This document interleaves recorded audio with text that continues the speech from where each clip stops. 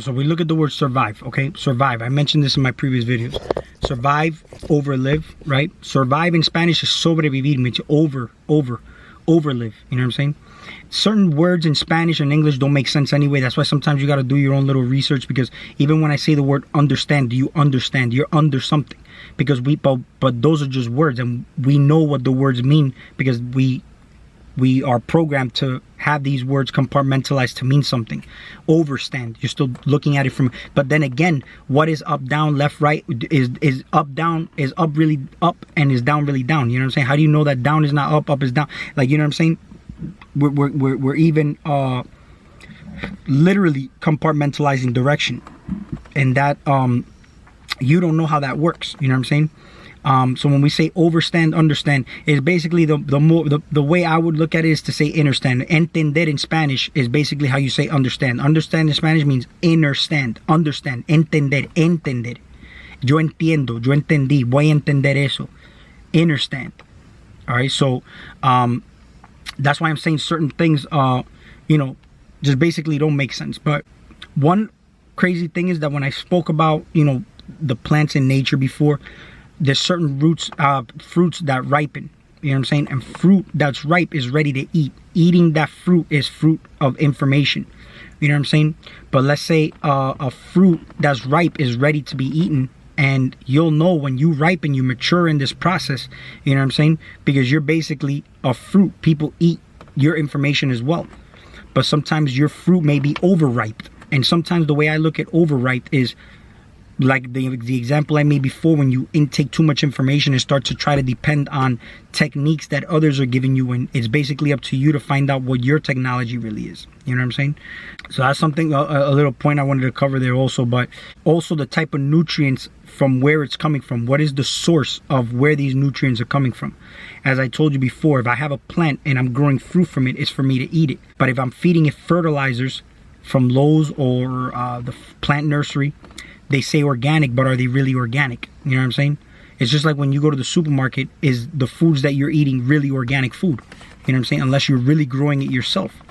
So now that I'm growing food, I see the organic foods in the supermarket, and I just don't understand how they can actually be organic and look the way they do when my fruits look completely different.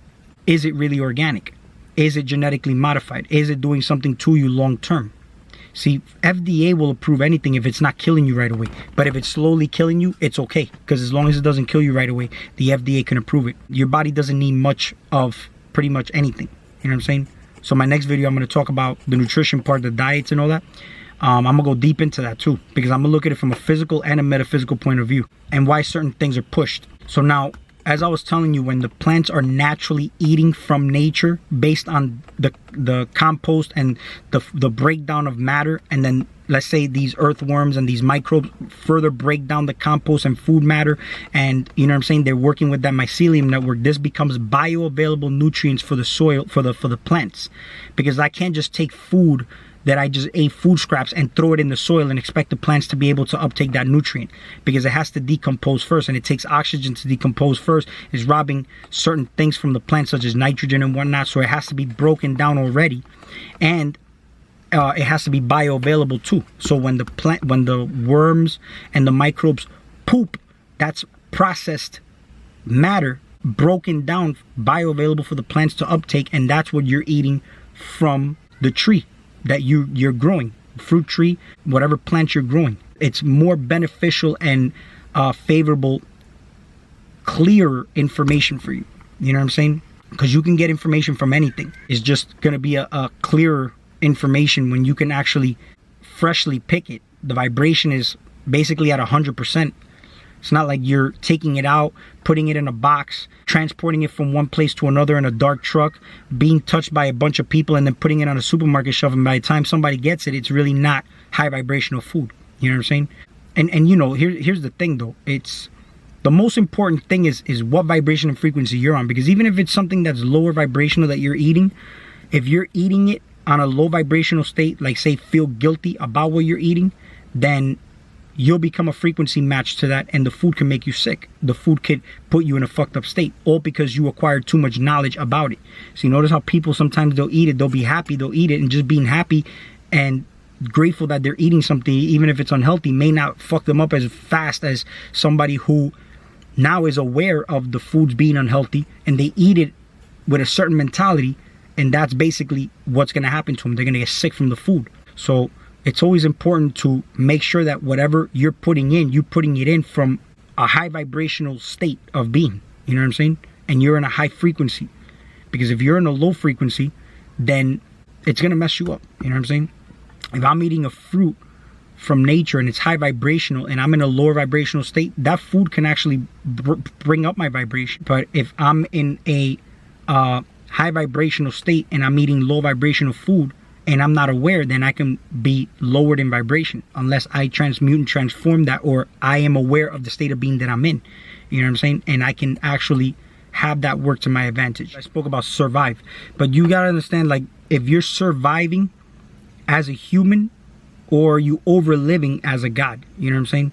Some people now, they'll start to grow food, but they're in a fearful state because they think that a doomsday is coming or some shit like that is coming. And in actuality, look, this is why I say everything you do it from a high vibrational space, because your mental state and your emotions toward what it is that you're doing, your body can't tell the difference between a real and a fake experience. So if you're, let's say, gardening because you're preparing for a doomsday or anything like that, that reality is more potential to happen to you because you're believing it to be so, and you're doing it with the intent of prepping for an event. You know what I'm saying? Even see me, I'm gardening for the love of it. But what are you really? What you naturally are is abundant. The lack is just an idea. It's a mentality. That's all it is when you're here. But when you know what you are and you're abundant, whenever you do something such as gardening or whatnot, you're going to get it in great abundance because you're doing it from a space of abundance, which is what you naturally are.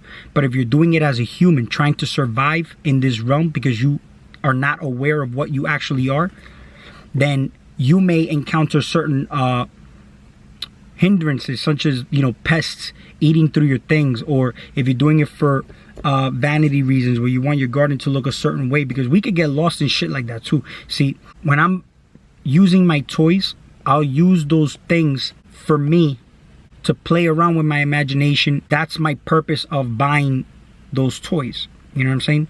But sometimes we may get lost, because it happened to me already. And now we start to buy toys because now we want to get the latest toy that comes out. We want to make sure that now we're starting to increase our collection because now it's, you know what I'm saying? And that's where the ego starts to kick in. And it's basically the same thing like gardening. If you're gardening and you're doing it because you truly have a nice connection with the plants, you're moving the plants around in certain ways. Like you'll plant something here based on the acidity and alkalinity of the soil of certain plants. I may put something a little more acidic on this side, something more alkaline on that side, kind of like moving energy around, like feng shui, balancing things out. Or I may put a combination of those plants in one spot, and that's energy manipulation from a physical level, but from a metaphysical standpoint. It's basically like feng shui, like I said, just moving things around, how the bees may travel from one plant to another, pollinate one thing. So I may put a flower in between something else, and you know what I'm saying? So it's basically how I want the insects to rotate, how I want certain things to move, how certain colors look with certain things, making certain shapes, planting something here, planting something there, but not doing it from play. Oh, that looks cool, that's gonna look good. Oh, I want people to see this and it's gonna look amazing now. You know what I'm saying? No, because now it's from the ego. But when you're doing it in a way where you're not even thinking of things like that, you're coming from literally a pure, neutral, divine space.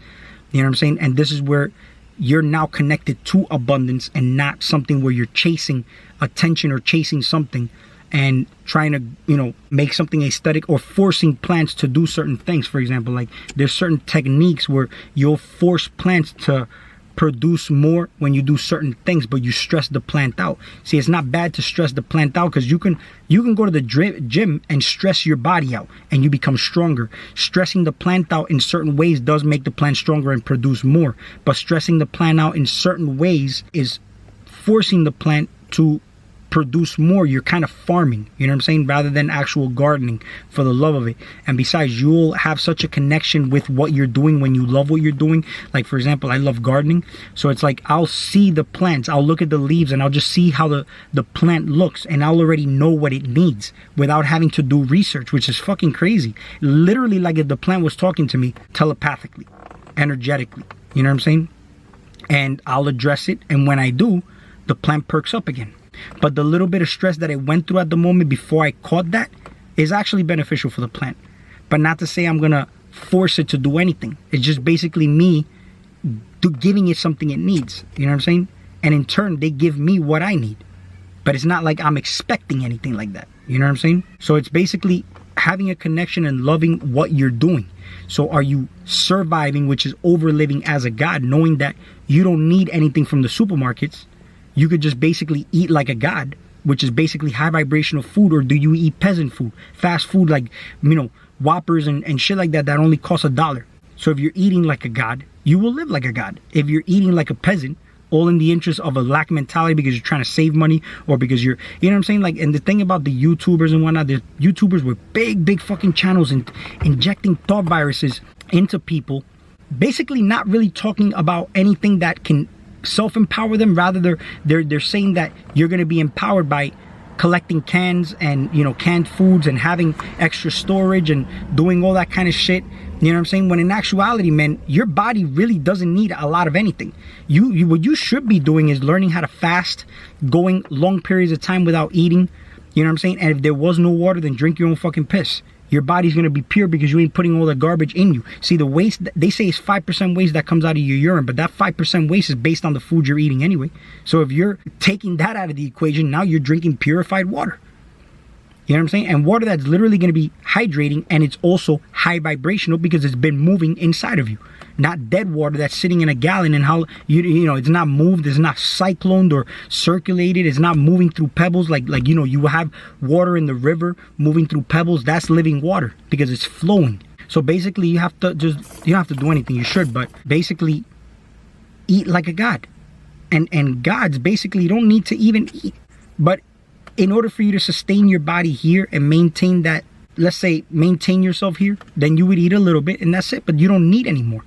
And then, like I mentioned just before, if you're not just here and you're actually literally taking the dive into the water, you would know what your body needs too, the same way you would know what your plants need. Your plants intake water from the soil.